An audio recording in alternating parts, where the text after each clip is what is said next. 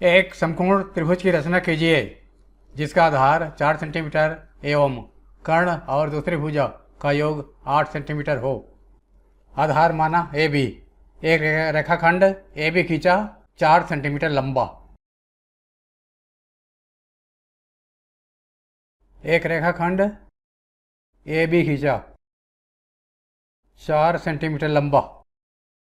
अब बिंदु ए पर कोण ए बराबर 90 अंश बनाया चांदा रख करके, क्योंकि यह समकोण त्रिभुज है।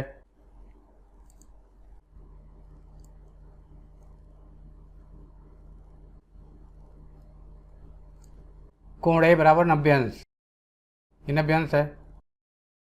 अब 8 सेंटीमीटर त्रिज्या लेकर के ए को केंद्र मान करके एक चाप खींचा। 8 सेंटीमीटर त्रिज्या लेंगे, ये 8 सेंटीमीटर त्रिज्या है। ए को केंद्र मानकर एक चाप खींचेंगे जो कि ए वाई को डी बिंदु पर काटता है।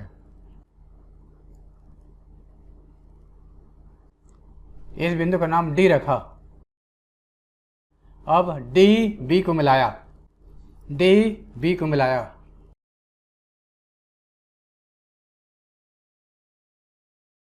अब बी डी का लंब समद्विभाजक खींचा।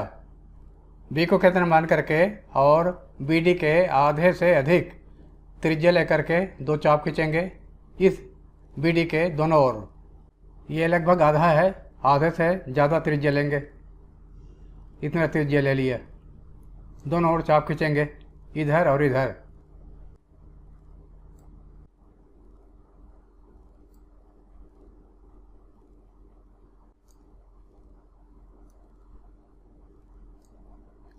अब डी को केंद्र मान करके और उतना ही त्रिज्या लेकर के पहले खींचे गए चाप को काटना है।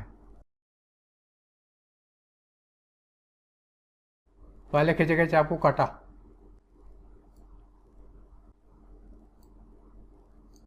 अब इन चापों कटन बिंदु को मिला दिया, चापों कटन बिंदु को मिलाया।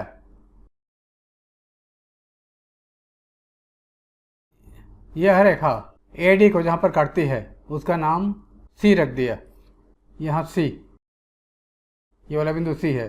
सी बी को मिला दिया, सी बी को मिलाया।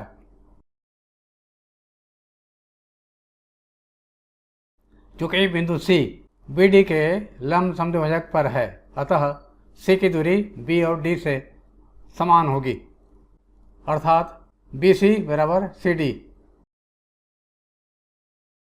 हमने ए डी 8 सेंटीमीटर खींचा था, 8 सेंटीमीटर, जो कि ए सी और सी डी का योगफल है 8। तो ए सी और बी सी का भी योगफल 8 होगा, क्योंकि सी डी बराबर बी सी है।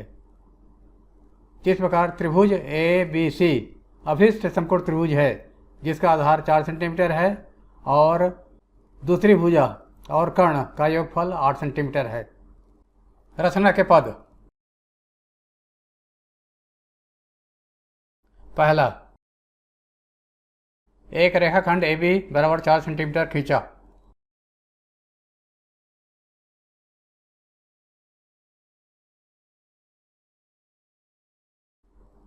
दूसरा, बिंदु ए पर चांदा की सहायता से कोण ए बराबर 90 अंश बनाया।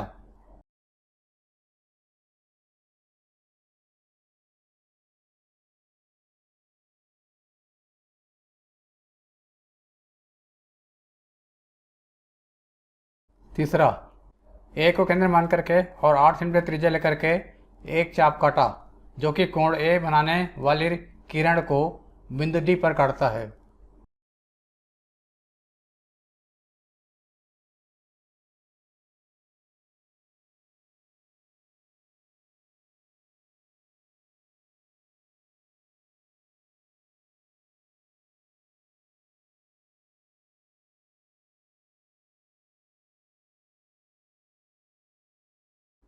कोणे बनाने वाली किरण है, इसको बिंदु डी पर काटता है। अब डी बी को मिला दिया।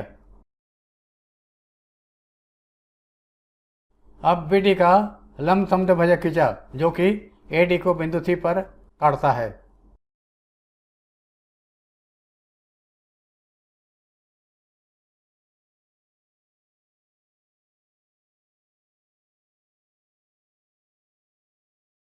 सी बी को मिलाया। त्रिभुज ए बी सी अभिष्ट समकोण त्रिभुज है।